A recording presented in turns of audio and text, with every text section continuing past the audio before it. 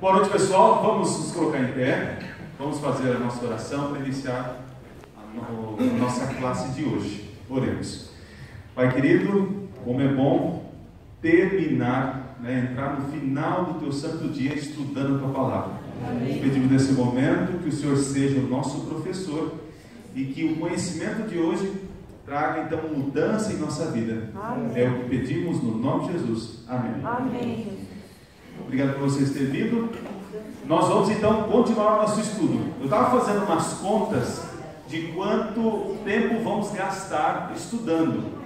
Eu acredito que nós vamos passar o ano aí e não vamos terminar o livro, tá ok? Nós estamos agora então no capítulo 2. Abra então a sua Bíblia em Apocalipse capítulo 2. Apocalipse capítulo 2. Esta é a quinta aula que nós estamos fazendo. A primeira nós não gravamos, nós gravamos as outras 3. Para quem quiser assistir, é Minuto Profético no YouTube. Digita lá Minuto Profético. Ok? Então vamos lá. Hoje nós vamos então dar início às 7 igrejas do Apocalipse. Nós vimos no estudo passado, vocês perceberam que o capítulo 1 ele está ligado a que capítulo? Ao 2 e o 3, né? Então, o Apocalipse, como eu falei para vocês, Deus revela, depois ele volta a revelação, depois ele faz o quê? Ele amplia. E é uma ligação, né? É um elo aqui, todos os capítulos da Bíblia. Então, a revelação começa no 1, aí vai crescendo no 2, né? E assim por diante. Então, há uma progressão aí de revelação.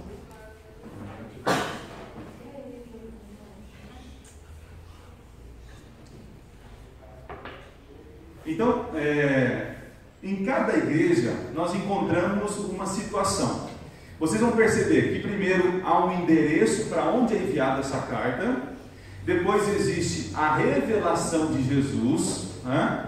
Depois o conhecimento de Jesus sobre aquela igreja e a situação que está acontecendo. Existe também em algumas, mas não em todas as igrejas, elogios. Tem igreja que não possui elogio. A carta já pronunciou ali, é Laodiceia, verdade. Existe uma exortação para cada igreja, existe também uma ameaça. Deus faz ameaça nas cartas, só que não é para todas as igrejas. É como se fosse assim, não faz isso, porque se fizer vai acontecer isso, ok? É uma orientação, mas não deixa de ser uma ameaça.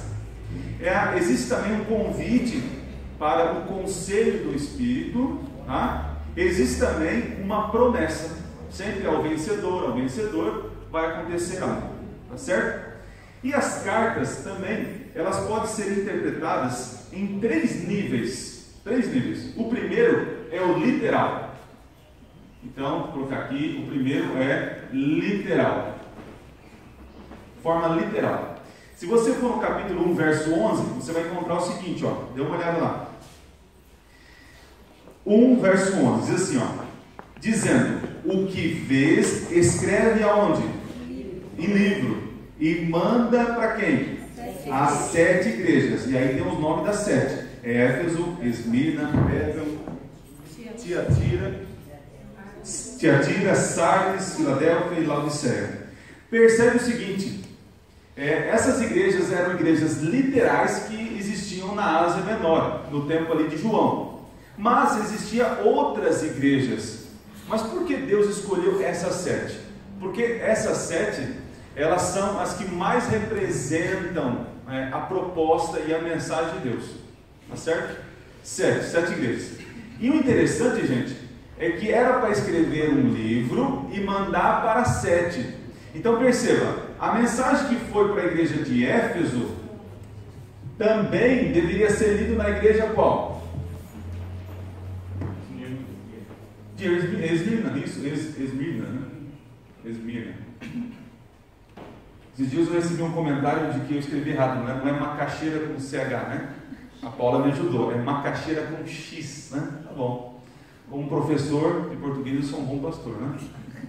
Então, literalmente, existiam as igrejas, e E as cartas deveriam ser entregues a todas as igrejas, não somente a carta de Éfeso para Éfeso, mas não. Éfeso receberia a carta sua, mas também teria outras cartas. Isso indica que todas as igrejas precisam de todas as mensagens, ok? Existe uma mensagem exclusiva, mas também tem mensagens que podem ser aproveitadas.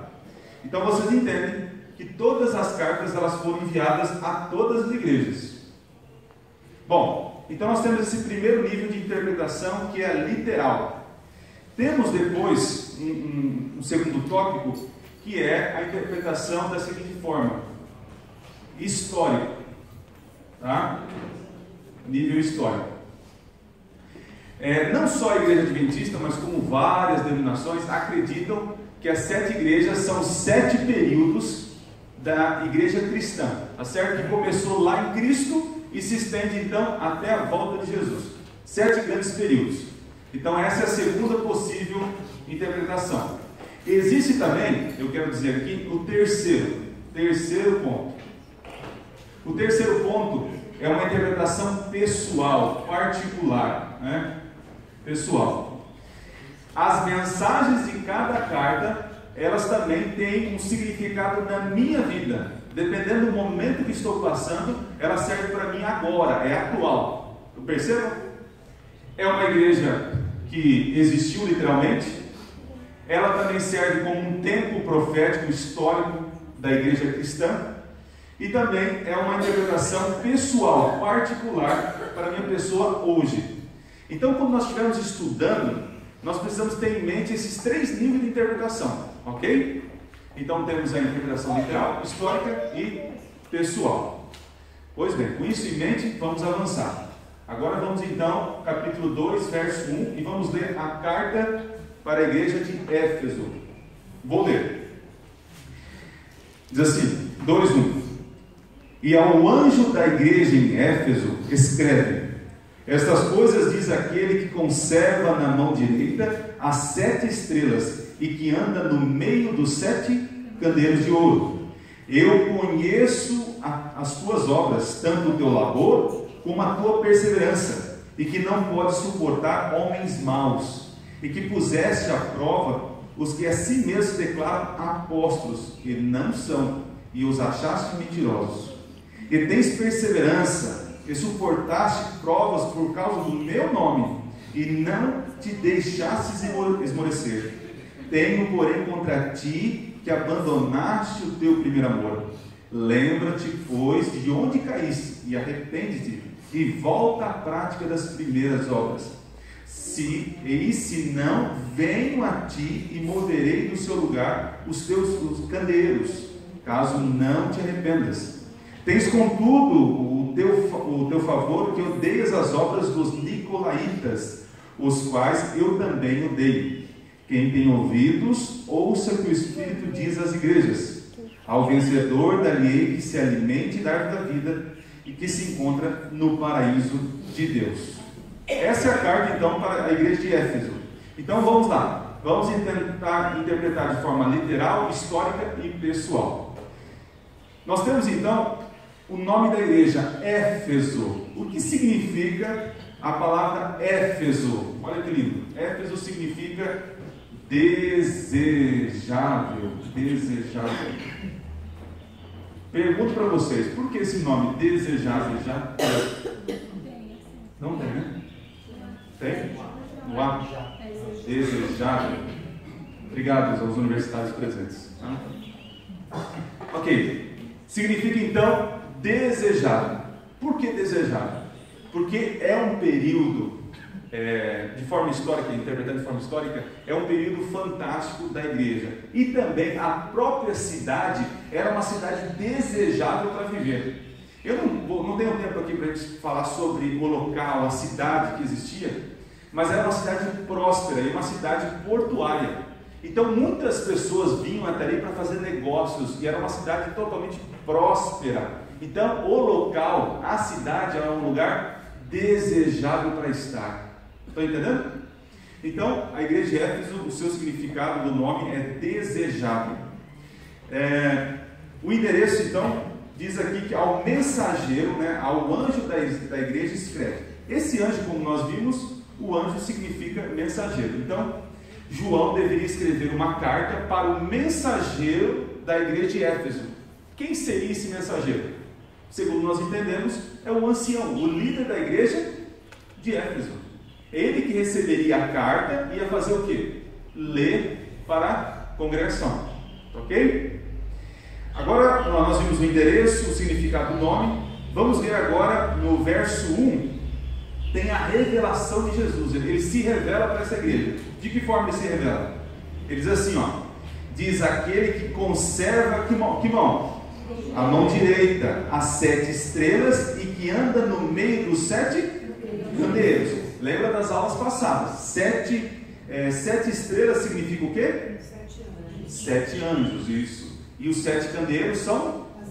As igrejas. Então Jesus está falando o seguinte: eu sou aquele que estou no meio de vocês. Lembra que eu falei também na aula passada que o candeeiro, está aqui.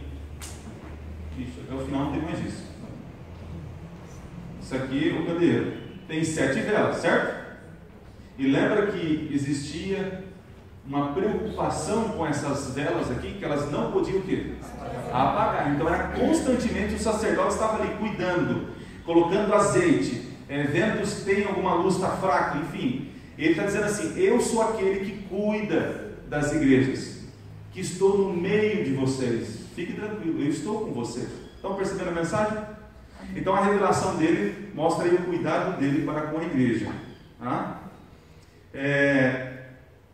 Continuando, nós vamos agora para o verso 2, 3 e 6, porque nós vamos agora ver o conhecimento de Jesus para a igreja.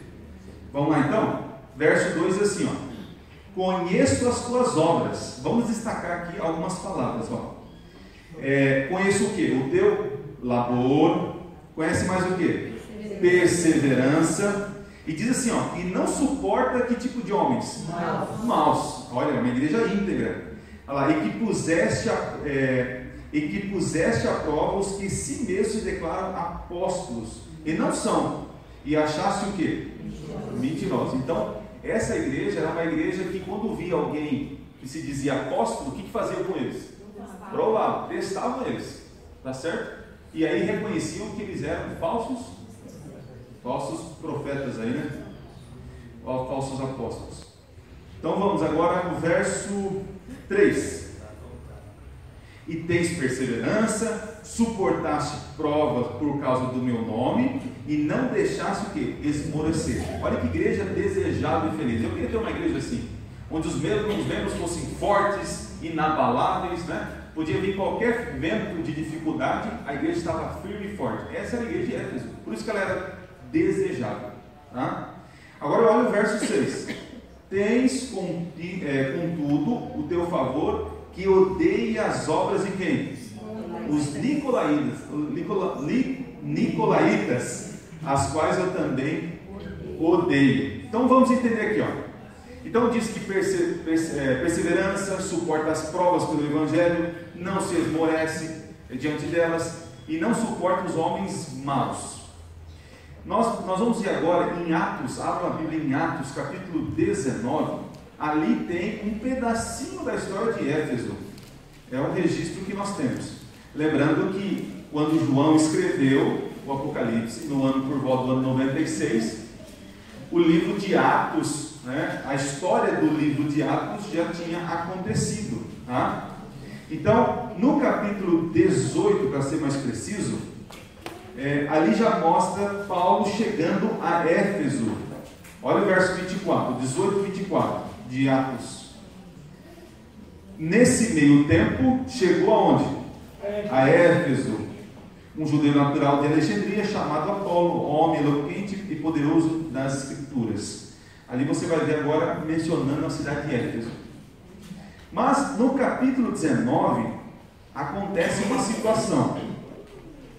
O capítulo 19, verso 1, aparece ali Paulo chegando, ó. E aconteceu que, estando Apolo em Corinto, Paulo, tendo passado pelas regiões mais altas, chegou aonde?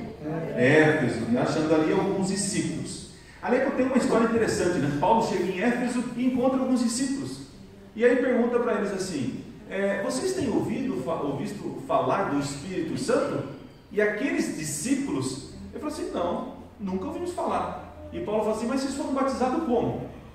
Nós fomos batizados no batismo de João. Lembra do batismo de João pelas águas, pelo arrependimento? E aí Paulo falou assim: não, mas agora eu quero trazer uma verdade nova para você. E aí eles aceitam o Espírito Santo e depois eles são o quê?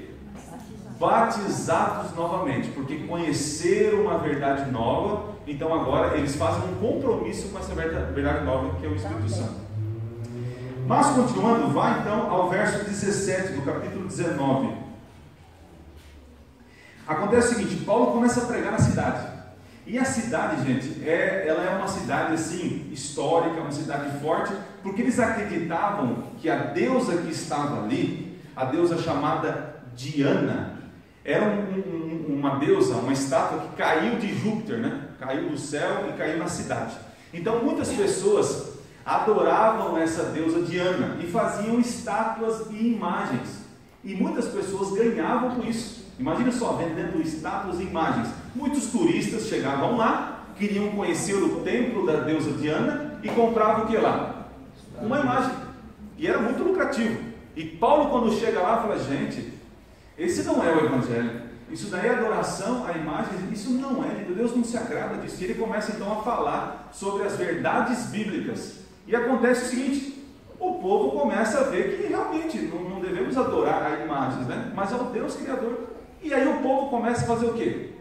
Parar de comprar o quê? As imagens. E aí dá uma confusão. Verso 17. Olha lá. Chegou esse fato ao conhecimento de todos, assim judeus como gregos, habitantes de Éfeso. Veio temor sobre todos eles, e o nome do Senhor Jesus era o quê? Olha só, muitos dos que creram vieram confessando e denunciando publicamente as suas próprias obras. Também muitos dos que haviam praticado artes mágicas, reunindo seus livros, os queimaram diante de todos. Calculados os seus preços, achou-se que montavam a 50 mil denários. Ali também existia, gente, uma prática interessante. Eles acreditavam muito no lado místico, e tinha muitos autores, escritores de livros de feitiçaria, de magia. E Paulo falou: isso não procede. Então as pessoas se convertiam, não compravam mais as imagens, vocês vão ver isso, e também começaram a queimar esses livros. Agora vamos ver a confusão. Vamos ao verso 23. Vai lá. Verso 23 diz o seguinte: por esse tempo houve grande alvoroço acerca do caminho. Caminho, gente, era como era chamado o cristianismo na época. Era o do caminho. Lembra que Jesus falava o seguinte: eu sou o quê? Caminho, a verdade e a vida. Então a religião tinha mais ou menos um nome. Eram os cristãos, mas apesar que aqui ainda não foram chamados de cristãos ainda. Mas o pessoal conhecia como o pessoal do caminho.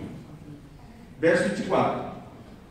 Pois um ourives chamado Demétrio, que fazia de prata nichos de Diana, a lá deusa, e que dava muito o quê?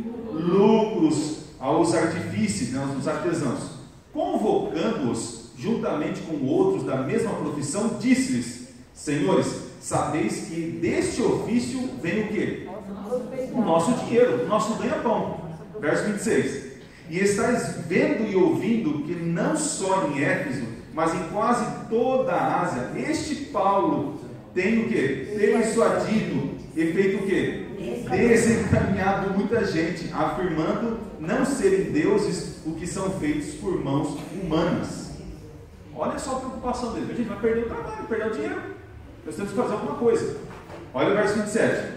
Não somente há perigo de nossa profissão cair em descrédito, como também do próprio templo da grande deusa Diana ser estimada em nada, e ser mesmo destruído a majestade daquela que toda a Ásia e o mundo adoram. Olha a preocupação deles. O que Paulo estava fazendo na cidade, nessa cidade aí. Verso 28. E ouvindo isto, encheram-se de furor e clamavam: grande é a Diana de quem? Dos Efésios. E é interessante que logo depois Paulo começa a querer discursar, falar com esse povo. O povo fica tão nervoso. Olha aqui no verso 34. Quando, porém, reconheceram que ele era judeu, está falando de Paulo, todos a uma só voz, gritaram por um espaço de quanto tempo? 2 horas eles gritavam, não deixavam Paulo discursar. Grande é a Diana dos Efésios, grande é a Diana dos Efésios. Era um povo fervoroso na fé deles, e eles não queriam ser destruídos. A fé deles, a crença deles, Então veja a dificuldade que esta igreja suportou, em meio a mentiras, mas em meio às mentiras, pregando o que? A verdade. Tá? Nós temos que falar a verdade, irmãos, temos que falar com muito amor e carinho, mas a verdade ela precisa ser dita. Então vocês estão percebendo aqui o ambiente desta igreja. É uma igreja em crescimento, mas porém existia muito engano. Outra coisa, diz aí que eles puseste à prova. Era uma igreja que provava todos os que apareciam. E onde eu encontro isso? Em 1 João. Vamos lá? Primeira carta de João, o mesmo escritor do Apocalipse, ele vai falar sobre isso, sobre colocar à prova. 1 João, capítulo 4. Percebam, gente, que coisa linda, Como a Bíblia, ela se completa. Se você quer aprender a estudar a Bíblia, é um pouco ali, um pouquinho ali, Um pouco aqui, um pouco lá. 1 João, capítulo 4. Olha a recomendação de João. Ele diz assim, verso 1. Amados, não deis crédito a qualquer espírito, antes fazer o quê? Provai os espíritos que procedem de Deus, porque muitos falsos profetas têm saído pelo mundo afora. Agora nós vamos encontrar uma doutrina, uma heresia que estava crescendo na época de João. Lembre-se, João estava preso na Patmos, foi libertado, e ele chega então na igreja de Éfeso. E ali ele começa a ver alguns enganos. E olha o engano que estava crescendo na época. Verso 2. Nisto conhecereis o Espírito de Deus. Todo espírito que confessa que Jesus Cristo veio em carne é quem? É de Deus. E todo espírito que não confessa a Jesus não procede de Deus. Pelo contrário, este é o espírito do anticristo, a respeito do qual tendes ouvido que vem. E presentemente já está onde? Então perceba, o anticristo, como muitos pregam, que é uma pessoa, tem um problema aí. Se é uma pessoa, gente, ela, quantos anos tem essa pessoa? Tem muitos anos, O anticristo é um sistema que vai contra Cristo, ou se coloca no lugar de Cristo. E essa heresia é uma das primeiras que surgiu na igreja. Muitos acreditavam que Jesus veio em espírito, que Jesus não era ser humano, carne. Por isso que ele fez muitas coisas, porque ele era um espírito, e isso já estava sendo disseminado na igreja. Então vocês estão percebendo aqui que a igreja provava as pessoas para ver se elas estavam corretas no seu ensinamento. Bom, os nicolaítas que aparecem aí, quem são eles? Nós vamos encontrar. Há uma possível interpretação que se encontra no livro de Atos. Vamos dar uma olhada? Atos aparece o Nicolau. Nicolau, ele foi um dos 7 diáconos eleitos pela igreja. Quando a igreja começa, então, depois Jesus morre, ressuscita, vai ao céu, fica então os apóstolos. Então os apóstolos precisavam pregar o evangelho. Então eles nomearam então 7 diáconos para cuidar da igreja. Atos capítulo 6, verso 5. 6, 5. Na minha versão diz assim, Ao parecer agradou a toda a comunidade e elegeram Estevão, homem cheio de fé e do Espírito Santo, Felipe, Prócoro, Nicanor, Timão, não era um corintiano, tá? Timão aí, Timão. Quase falei Palmeiras, olha só. Parmenas, ainda bem que não é Palmeiras, Mas aí tem o nome de quem aí, Nicolau, prosélito de Antioquia. Nós não temos provas bíblicas, mas dá a entender pela história, pela tradição, que esse Nicolau, ele estava na igreja, mas ele começou o quê? A se debandar para essas heresias. E ele começou a falar algumas mentiras dentro da igreja, e começou a desviar as pessoas da verdade. Olha só, Nós temos já na primeira igreja apostasia, pessoas falando coisas erradas do Evangelho, tá ok? Então esse é então os nicolaítas, aqueles que estavam pregando mentiras dentro da igreja, ok? Vamos prosseguir, voltem para Apocalipse, nós estamos aí no começo da carta de Éfeso. Vamos analisar agora a exortação, o que Jesus fala para essa, a recomendação para esta igreja. Vamos ver? Está no verso 4 e no verso 5 do capítulo 2. Tenho, porém, contra ti o quê? Abandonaste o teu primeiro amor. Olha o verso 5 que bonito. Lembra-te, pois, de onde caíste, arrepende-te e volta à prática das primeiras obras. Se não, olha a ameaça, e a condição também, né? Se não, eu faço o quê? Moverei do seu lugar o teu candeeiro, caso não te arrependas. Olha o conselho. Alguns olham assim e falam, nossa, como Deus é mau. De maneira alguma. Avisar do perigo, avisar de uma sentença, de um juízo, isso é amor. A mesma coisa eu falo para o meu filho, filho, não anda aqui. Se você andar aqui, você cai nesse buraco. Isso não é amor? É amor, né? Então, avisar, exortar uma pessoa é amor. Então, vamos entender aqui. O amor se esfria. Que amor que é esse que eles possuíam? Em Atos você vai encontrar. Olha que coisa linda. Atos capítulo 2. Vamos lá? Vamos voltar no tempo aí? Atos capítulo 2. Atos é um livro que nós temos a maior parte da história da igreja primitiva, né? Atos capítulo 2. Atos capítulo 2, versinho 42. Olha que coisa linda, que igreja, que sonho de igreja, ó. E perseveraram no que, gente? Na doutrina dos apóstolos, na comunhão e no partir do pão e nas orações. Olha que coisa linda. Em cada alma havia o que? Temor, e muitos prodígios e sinais eram feitos por intermédio dos apóstolos. Todos que creram estavam juntos e tinham tudo o que? Olha que coisa linda, imagina nossa igreja desse jeito, que maravilha. Aí diz o verso 45, olha que loucura. Vendiam as suas propriedades e bens e distribuindo o produto entre todos, à medida que alguém tinha o que? Necessidade. Que sonho, né? Diariamente perseveravam unânimes no templo, partiam o pão de casa em casa e tomavam suas refeições com alegria e singeleza de coração, louvando a Deus e contando com a simpatia de todo o povo. Que igreja linda! E diz assim, enquanto isso, acrescentava-lhes o Senhor dia a dia os que iam sendo o quê? Está vendo? Se a igreja está unida, vivendo em amor, Deus vai dar as pessoas para nós. Não precisa um desespero nosso sair correndo falando do Evangelho. Vivendo o amor, é impossível então não gerar frutos. Então esse é o primeiro amor dessa igreja. Só que aparece aqui que o amor aconteceu o quê? Se esfriou. E o que é esfriar o amor? Vamos ver? Mateus capítulo 24. Mateus capítulo 24. Aqui você vai encontrar o que é esfriar o amor. Que maravilha, né? Como a Bíblia tem os seus links, né? Ela é toda interligada. Mateus capítulo 24, verso 12. Aqui vai mostrar o que aconteceu com a igreja, que esfriou o amor. Diz assim, ó, e por se multiplicar o quê? O que é iniquidade?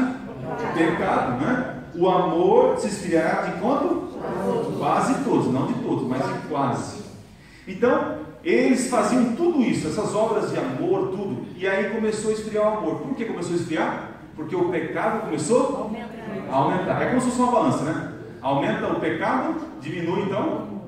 Não é uma balança, né? Seria o contrário, né? Pesa o pecado e sobe o amor. Não, mas quando sobe a iniquidade, esfria o amor. E quando sobe o amor, esfria o quê? O pecado. Então, eu sei que para esfriar o amor eu preciso pecar. O que é pecado? Quem sabe?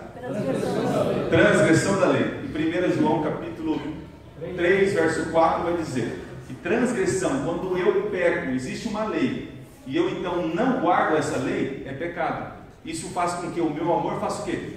Esfrie. Agora, como que eu faço para aumentar o meu amor? Em Romanos capítulo 13, verso 10, vai dizer para mim e para você. Então grave esse verso aí, ó. Como eu tenho amor Romanos 13, verso 10. Romanos 13, 10. Na minha versão diz assim, ó: o amor não pratica o mal contra o próximo, de sorte que o cumprimento do quê? Da lei é amor. Então olha que coisa interessante. Existe uma lei. Essa lei nós acreditamos que é imutável, né? Deus deu lá no Sinai em pedras e era eterna. E diz lá, tem 10 mandamentos, né? É mais ou menos assim, 2 pedras, né? 2 tábuas de pedra. Então isso aqui são os princípios, né? A primeira vai do 1 até o 4º mandamento, e a outra então vai do 5º, 6º, 7º, 8º, 9º e 10º. Então tem uma lei lá, uma lei imutável. Quando eu transgrido essa lei, está dizendo o seguinte, que não é para mim adulterar, não é. E eu pego e adultero, isso é pecado. Faz com que o meu amor faça o quê? Mas se eu sou fiel, guardando a lei de Deus, o que vai gerar no meu coração? Amor. Estão percebendo aí? Como isso aqui é importante? E muitos falam assim, não, a lei foi abolida. É um absurdo. É um absurdo.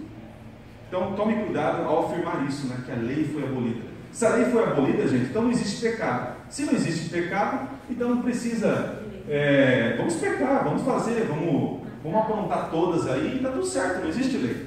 Não tem condenação. Não existe condenação. Muito bem. Então lá, estamos no princípio. Estamos falando que esfriou o amor, por que esfriou? Porque aumentou o pecado entre eles, tá certo? E aí então há um conselho, diz para voltar às primeiras obras, reconhecer aonde caiu e voltar às primeiras obras.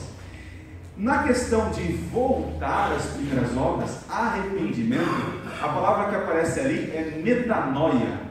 Metanoia. É mudar o pensamento, mudar a direção. Eu estou nessa direção, metanoia, eu volto para essa direção. Isso é arrependimento.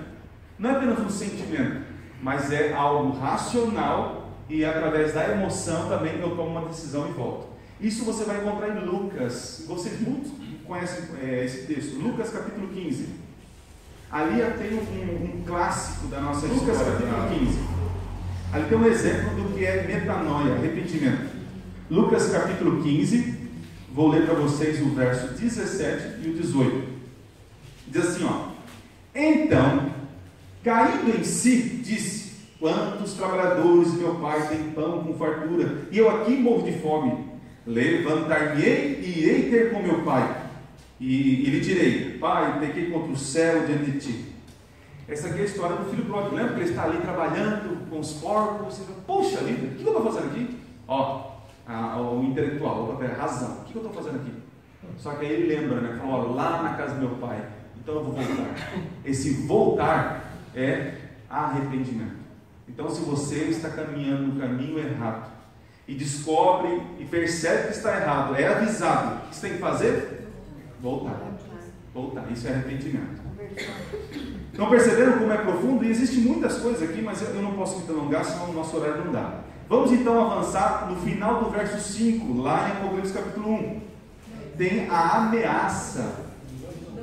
2:5. Vamos voltar então no capítulo 2, verso 5. E ali tem a ameaça. No finalzinho aí, diz assim, ó: se você não se arrepender, o que vai acontecer? Eu venho a ti e farei o quê? Tirarei você, lembra do candeeiro? Eu tiro a tua luz. E aqui existe uma cadeia de versos sobre luz, tá? Mas eu acredito que o nosso tempo está avançado e não vou conseguir falar.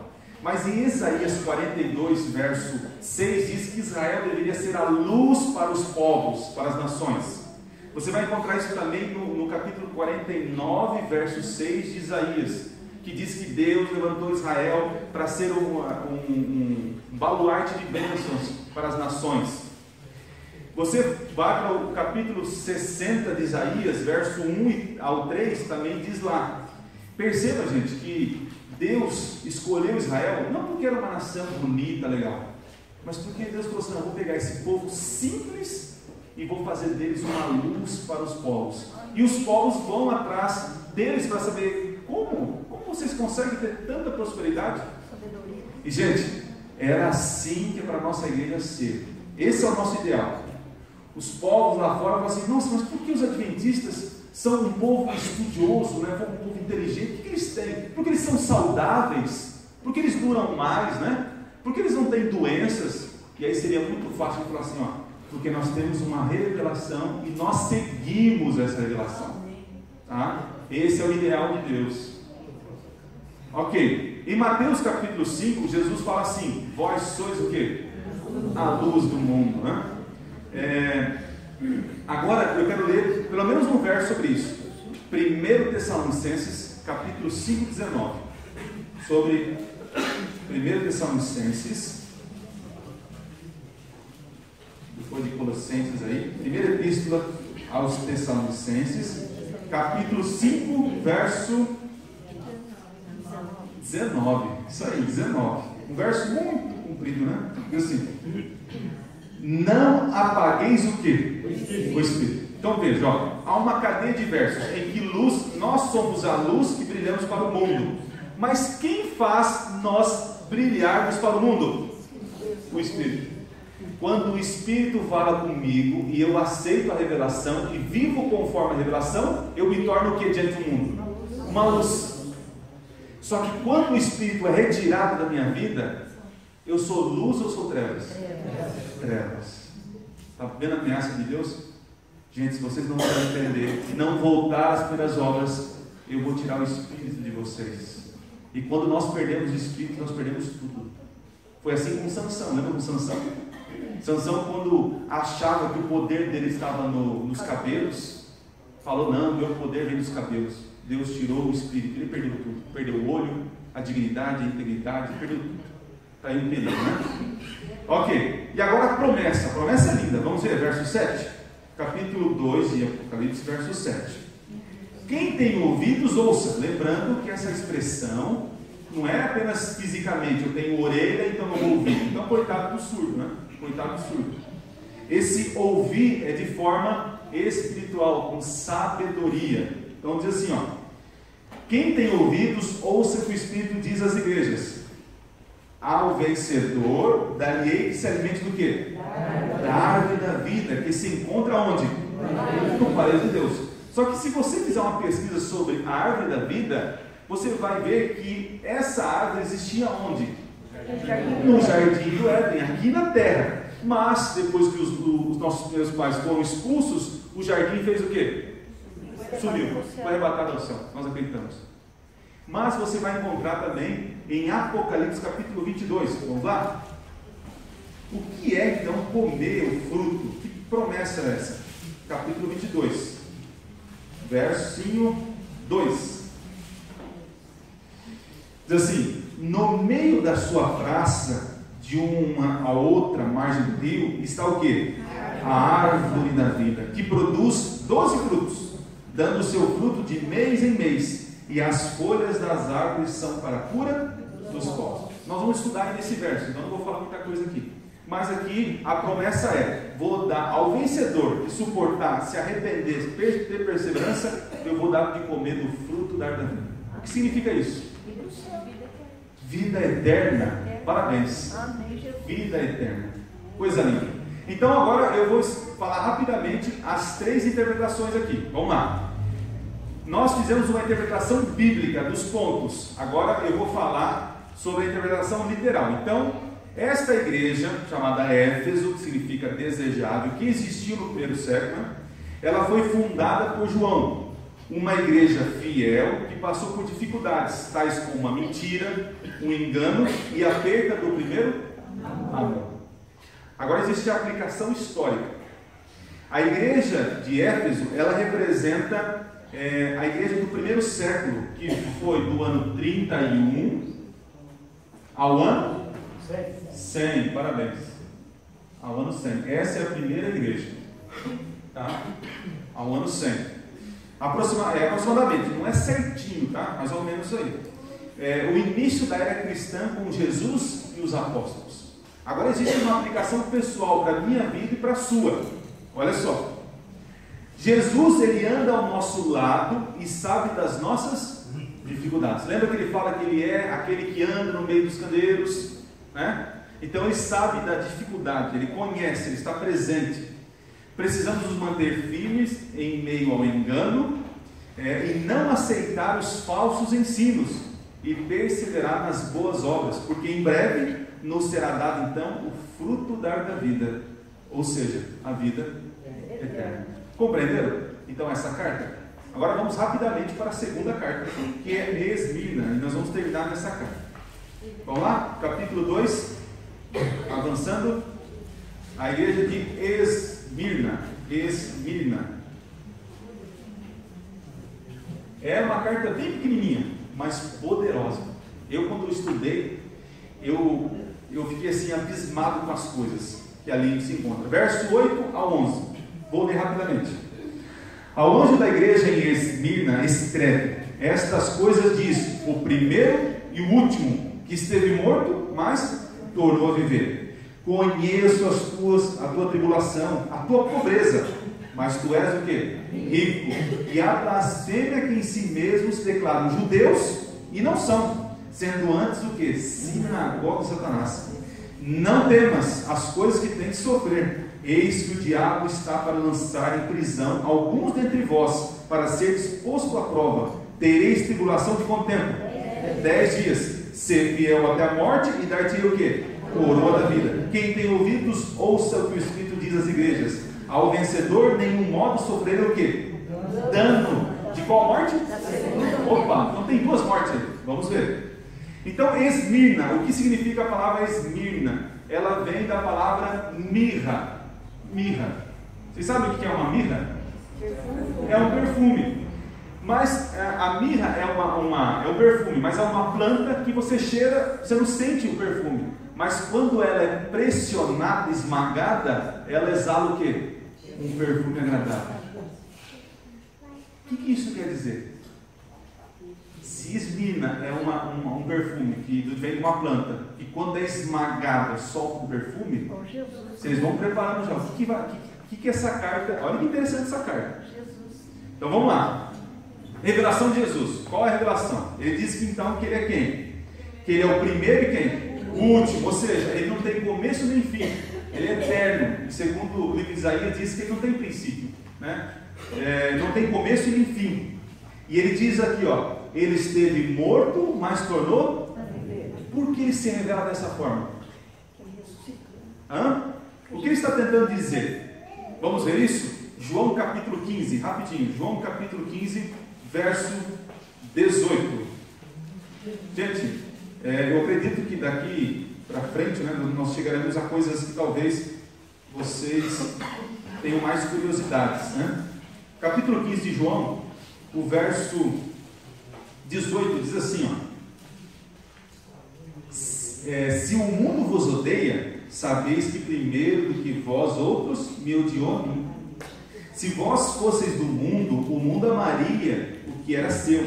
Como todavia não sois do mundo, pelo contrário, dele vos escolhi para isso, por isso o mundo vos odeia. Lembrai-vos da palavra que eu vos disse: não é o servo maior do que o Senhor. Se me perseguiram a mim, também farão o quê? Perseguirão a vós outros. Se guardaram a minha palavra, também guardarão a vossa. Então Jesus está falando, ó, se me perseguiram, vão perseguir vocês. Capítulo 16, verso 33. João diz, ó, quer dizer, Jesus falando: eis que vem a hora e já é chegada, em que serei o quê? Disperso, cada um para a sua casa, e me deixarei sós. Contudo, não estou só, porque o Pai está comigo. Estas coisas vos tenho dito, para que tenhas paz em mim. No mundo passai por quê? Mas tem bom ânimo, porque eu venci o mundo. Então ele está falando assim, ó, eu passei por dificuldades, eu fui perseguido e eu vou até ser morto. Ou seja, eu já fui morto, eu estive morto, mas eu ressuscitei. Se eu fui morto, perseguido, traído, vocês também serão. Olha que forte essa carta para essa igreja. Esmirna é uma planta, né? É um perfume que vem de uma planta que, quando é pressionada, exala o quê? Perfume. Jesus agora está falando de perseguição. Então tente ligar as ideias aí. Vamos continuar. O conhecimento das obras diz assim: você é pobre, mas é o quê? Essa igreja, realmente, gente, era uma igreja pobre financeiramente, porém ela é rica de que forma? Espiritual. E o que é isso, rico espiritual? Querem ver isso? Isso você vai encontrar em Mateus 6. Olha lá rapidinho. Mateus 6. Olha só a riqueza espiritual. Como a gente adquire riqueza espiritual. Essa igreja era pobre financeiramente, mas era rica espiritual.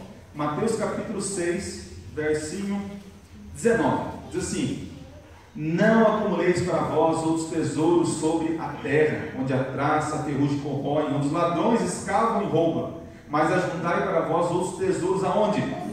Onde a traça nem a ferrugem corrói, onde os ladrões não escavam nem roubam, porque onde está o teu tesouro, aí está também o quê? Então, como eu acumulo tesouro nos céus? Fazendo o quê? Boas obras, fazendo bem, isso, me relacionando, ajudando as pessoas, né? Quando eu levo o Evangelho e a pessoa se converte e vem para o caminho do Senhor, isso é o quê? Um tesouro no céu, para a eternidade. Então essa igreja era pobre financeiramente, mas era uma igreja que pregava o Evangelho, fazia as boas obras, tinha tesouros aonde? No céu. Agora aparece o seguinte, voltem lá. Diz o seguinte, conheça a tua tribulação, a tua pobreza, mas é rico, já vimos. E diz o seguinte: e a blasfêmia dos que a si mesmos se declaram judeus e não são, sendo antes o quê? Que negócio é esse de blasfêmia? O que é blasfêmia?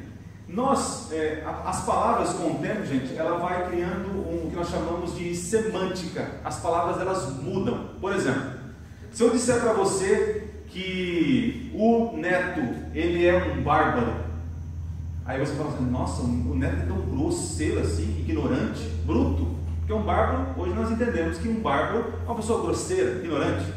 Não foge muito disso, mas tudo bem. Aí, brincadeira.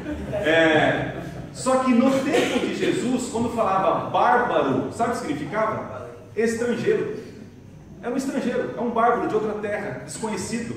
Estão entendendo? Então as palavras com o tempo, ela passa por essa dinâmica chamada semântica. Então, blasfêmia hoje, se você perguntar para a maioria das pessoas, blasfêmia, vão falar assim: blasfêmia é xingar Deus, é desonrar Deus, é falar uma besteira contra Deus. Não é isso, gente. Blasfêmia, biblicamente é isso. Marcos capítulo 2. Vamos ver. Marcos capítulo 2. Gravem bem esse verso, gente, porque blasfêmia é o que o falso Cristo faz. Você precisa entender o que é blasfêmia, para você identificar o falso Cristo. Marcos capítulo 2. Aqui existe um milagre que Jesus faz. Um paralítico chega até ele e ele então cura. Só que para curar ele fala assim: perdoados estão o quê? Os teus pecados. Isso está no capítulo 2, verso 6. E diz assim: mas alguns dos escribas estavam sentados e ali arrazoavam em seu coração. Por que ele fala deste modo? Isto é o quê? Quem pode perdoar pecados senão um que é Deus? Então Jesus se dizia ser quem quando ele perdoava pecados? Deus. E os fariseus falavam assim: puxa vida, ele é um homem, ele não é Deus. E se ele está querendo se colocar no lugar de Deus, logicamente isso é o que? Uma blasfêmia. Então se colocar no lugar de Deus é blasfêmia. Se vocês olharem a história de Jesus, quando ele é capturado e levado até o Sinédrio, qual é a acusação que o Sinédrio faz contra ele? Ele disse que era filho de Deus. Blasfêmia, ele blasfemou, ele se diz que é quem? O próprio Deus, e perdoa pecados. Tá certo? Então aqui no capítulo 2, na igreja de Esmina, existia alguém que estava blasfemando. Qual era a blasfêmia deles? Eles estavam falando que eram judeus, mas não eram judeus. E que na verdade a sinagoga deles não é a sinagoga de Deus, mas a sinagoga de quem? E que negócio é esse? Pela história a gente consegue identificar isso. Na época aqui, na igreja de Esmina, saiu um decreto do imperador. Vocês vão encontrar facilmente isso na história. Acontece o seguinte: quando o cristianismo surgiu, porque veja, veio o judaísmo, né? E do judaísmo surgiu então o cristianismo, certo? Lembra da nossa primeira aula que na época de Roma só podia existir duas religiões: a religião de Roma, lembra? A religião de Roma e a religião do judaísmo. Eram as duas religiões permitidas. O cristianismo aparece na história como uma seita. E o Império Romano não gosta disso e nem os judeus. Só que nessa época aqui, eu não lembro o nome do imperador, há um decreto que diz o seguinte: todos os moradores de Roma devem adorar o rei, o imperador. Constantino? Não, é 300 e tantos. Aqui nós estamos aqui no 200 mais ou menos ainda, tá? Então o imperador romano faz um decreto que ele institui o dia do Senhor. Mas que Senhor é esse? Ele. E deviam todos não é plebeus, né? Todos os moradores de Roma, os súditos dele, deveriam ir lá em Roma adorar o imperador. Só que na lei dizia o seguinte: os judeus não precisavam. O judeu, gente, sempre foi uma moeda muito forte para o Império de Roma. Então por isso que eles tinham um templo, por isso que eles tinham as práticas deles, e Roma não fazia nada. Eles eram apenas escravos que serviam Roma. Então nesse decreto dizia o seguinte: todos deviam adorar, menos quem? Porque eles sabiam que judeus não se inclinam a uma imagem. Estão entendendo? Quem entrava na dança aqui? Os cristãos, então, que não eram judeus, eles deviam fazer o quê? Adorar. E se não adorassem, morriam. Só que alguns cristãos falam assim: eu não sou cristão, eu sou o quê? Judeu. Blasfêmia. Se dizia ser judeu para se livrar da morte, mas na verdade eles pertenciam a uma sinagoga, não era de Deus, era a sinagoga de quem? Satanás. Porque quem é o pai da mentira? Isso, em João capítulo 8 diz. Sabe que não é pastor Nero? Oi? Nero, não é Nero? Não sei precisamente. Eu preciso levantar. Existem vários ali que perseguiam e tal. Mas quem sabe na próxima aula eu trago para vocês o decreto. Tá? Ok, então vocês estão entendendo por que blasfêmia? Pessoas que estavam fingindo ser judeus, eles eram na verdade cristãos o quê? Covardes. Em meio à perseguição, olha só, em meio quando eles eram pressionados, Esmirna, alguns, em vez de exalar um aroma agradável, o que fazia? É um cheiro terrível. De morte. Vamos continuar o raciocínio? Então tá. Então nós encontramos aqui um elogio que diz que ela é rica, né? Rica espiritualmente. Mas no meio dela existiam então judeus covardes. Isso é mais claro no capítulo 3, dá uma olhadinha aí, Apocalipse capítulo 3, verso 8 e 9. Ali é mais claro esse conceito. Esse é na igreja de Filadélfia, diz assim: ó, conheça as tuas obras, eis que tenho posto diante de ti uma porta, não é isso? A qual ninguém pode fechar, que tens pouca força, tentando guardar-se a minha palavra, e não fizesse o quê? Negaste o meu amor. Eis farei que alguns dos que são da sinagoga de quem? Desses que assim mesmo se declaram judeus, e o que? Não são, mas fazem o que? Mentem. Eis que os farei vir, prostrar os teus pés e conhecer que eu te amei. Então aqui é bem claro dizer que esses cristãos estavam mentindo, dizendo que eram judeus, só para se livrar do quê? Da condenação. Tá bom? Continuando lá, na igreja de Esmirna, nós vamos agora indo para a parte final. Verso 10. No verso 10, nós vamos encontrar ali, Jesus fala assim: não que? Não temas as coisas que tem que sofrer.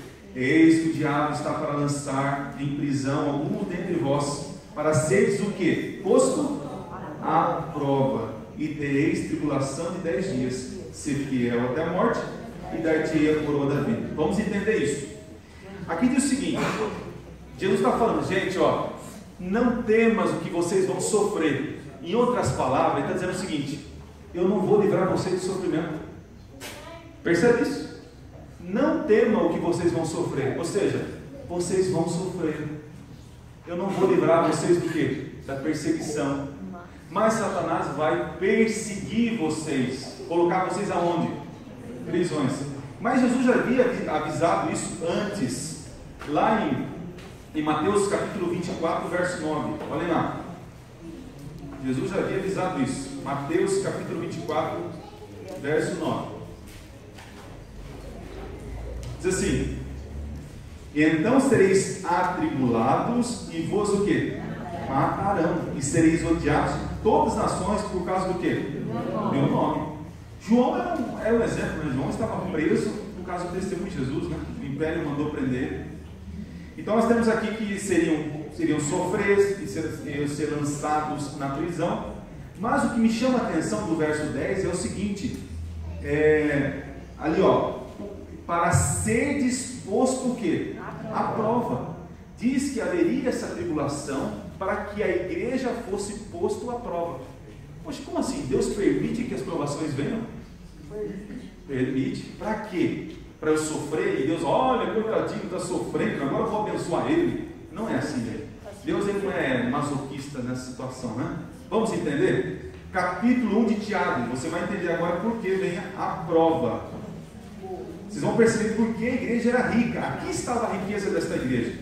Tiago capítulo 1, versinho 2 ao 4. Diz assim, Tiago 1, verso 2 ao 4. Diz assim, meus irmãos, tende por motivo de toda alegria, ou passardes por quê? Por várias provações. Olha, Tiago é louco, né? Você fique contente quando vocês passarem por provações. Verso 3, sabendo que a provação da vossa fé, uma vez confirmada, produz o quê? Olha que coisa linda, a riqueza. Ora, a perseverança deve ter o quê? Ação completa, para que sejais perfeitos, íntegros e em nada deficientes. Então veja, quando pressionado a igreja, ela deve soltar o quê? Um aroma agradável, por isso que chamava esmirna. É isso que Deus espera dessa igreja, que na pressão ela produza bons frutos. Vocês vão entender mais um pouquinho no final sobre essa igreja. Agora, diz o seguinte, que Satanás, ele ia então trazer uma tribulação de quantos dias ali? 10 dias. Como assim? Vamos entender. Há duas possíveis interpretações para esses 10 dias, tá? Eu olhei algumas, mas as mais coerentes são essas, ó. A primeira é que o dia ali, ó, é dia aproximado, tá, gente? É um dia aproximado. Não sei como que é o sinal de aproximadamente. Aproximado. Ou seja, não é um dia literal, mas é aproximadamente um dia. É como se fosse uma expressão. Quer ver? Nós vamos encontrar essa expressão em Daniel capítulo 1, verso 20. Então alguns dizem o seguinte, não é 10 dias literais ali, mas são dias mesmos, mas não são literais. Daniel capítulo 1, verso 20 tem uma expressão parecida. Quando Daniel passou pela prova do rei, diz assim, ó, em toda a matéria de sabedoria e de inteligência, sobre o que o rei lhe fez pergunta, os achou quantas vezes mais loucos? 10 vezes. Mas isso é de forma literal ou aproximadamente, ou uma expressão? É uma expressão, tipo assim, nossa, você é 10 vezes mais inteligente, né? Então isso alguns intérpretes dizem o seguinte, que não são 10 dias literais, porque houve perseguição muito mais que 10 dias, tá? Essa é a primeira interpretação.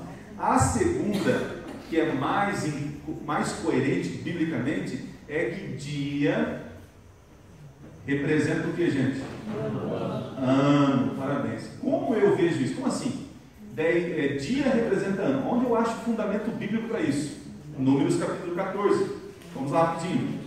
Números 14, você vai encontrar um exemplo que Deus considera um dia, quando Ele dá uma profecia, representa então um ano. Números 14. Grave isso na sua Bíblia, isso é importante esse texto. Nós vamos usar muito esse texto em Apocalipse. Números 14, verso 34. Diz assim, ó. Segundo o número dos dias em que espiaste a terra, olha a profecia, 40 dias, cada dia representando o quê? Levarei sobre vós as vossas iniquidades. Lembra quando o povo foi lá fazer 12 espias, trouxeram como que é? As frutas, isso. E pelo tempo que eles passaram espiando, era o tempo que cada um representava os dias. 40 dias espiando, 40 dias eles passariam 40 anos no deserto. Ok? Um dia representando? Nossa, mas pastor, um verso bíblico não tem como você ter um conceito doutrinário? Tem mais versos. Vamos ver? Ezequiel capítulo 4. Olha só, Deus vai repetir o mesmo conceito. Por isso que eu falo que essa interpretação tem mais coerência. Ezequiel capítulo 4.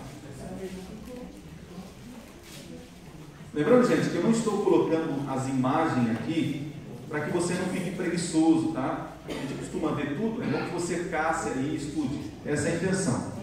Capítulo 4 de Ezequiel, verso 4, diz assim, ó: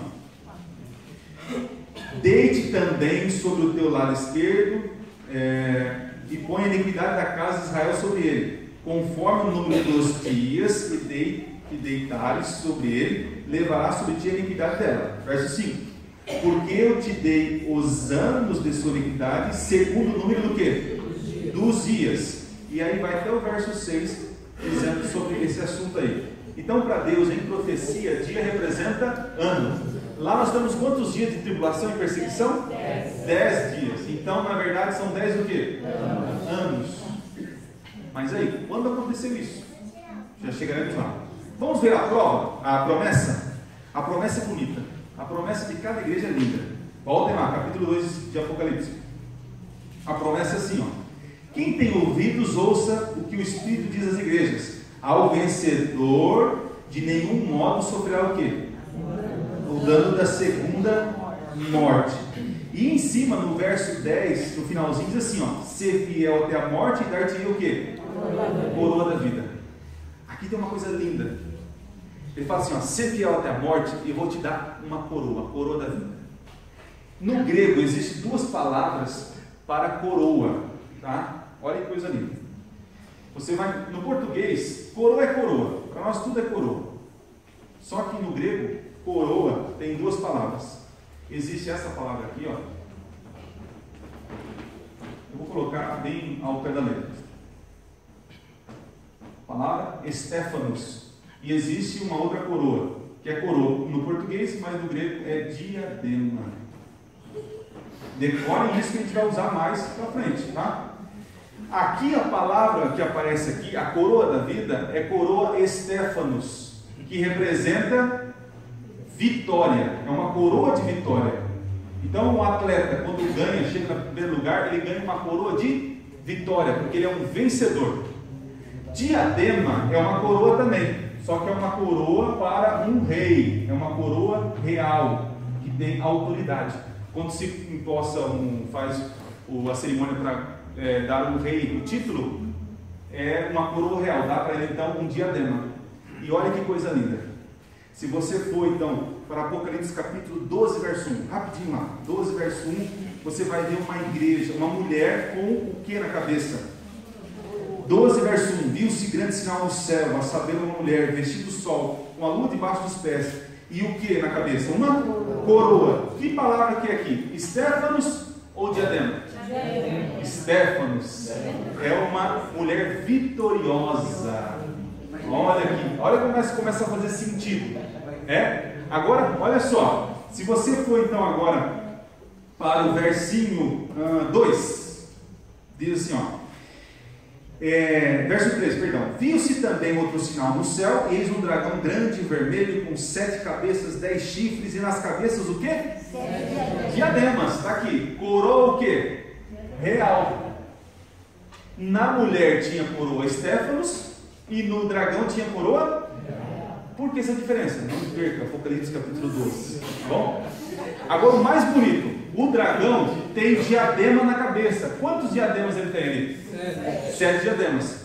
Agora vá para o Apocalipse 19, verso 12. Diz assim, ó, falando sobre Jesus: e os seus olhos são como chamas de fogo, e na sua cabeça há o quê? Muitas diademas. Enquanto o dragão coloca 7 na cabeça, Jesus tem quantas? Muitas. É mais que 7, sim ou não? Muitas, mais que 7. Você percebe que no livro do Apocalipse há uma contrafação. Satanás quer imitar o que Jesus tem, o que Jesus é. Tá certo?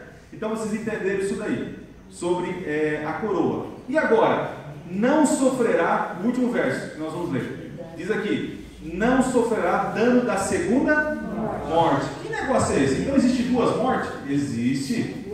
Segundo a Bíblia, existe uma morte. Qual morte é essa, gente? Jesus chama a morte do quê? Do sono.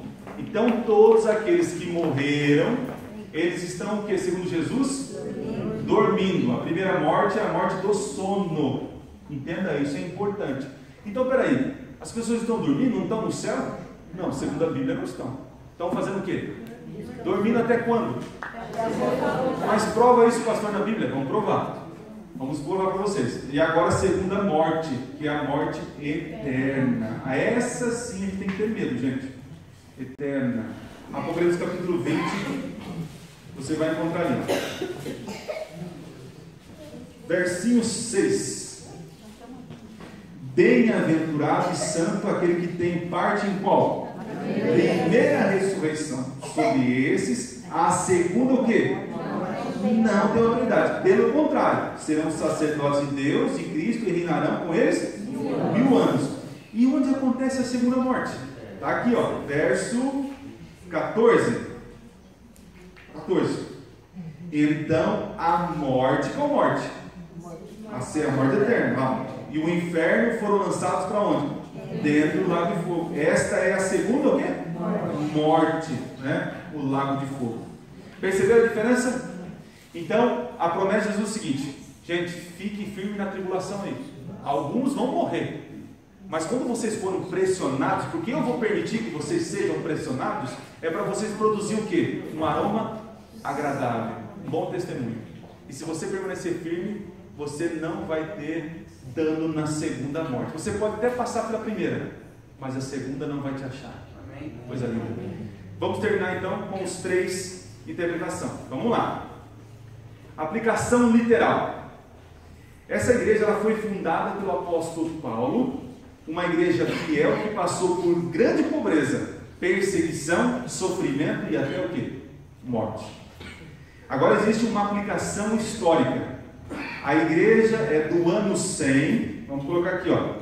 Lembra do Éfeso? Éfeso termina no ano 100. Então, o ano 100 depois de Cristo, né? DC, né? Isso. Depois de Cristo, até o ano 313. Ok. DC. Diz assim, ó. Período de perseguição, separação do judaísmo e cristianismo. Naquele momento começam a se dividir. Agora, aqueles 10 anos de perseguição, na história a gente encontra. No ano 303, um imperador, querendo acabar de vez com os cristãos, ele faz um decreto. Qual o nome do imperador? Quem sabe? Constantino. Não. Qual o nome? Diocleciano.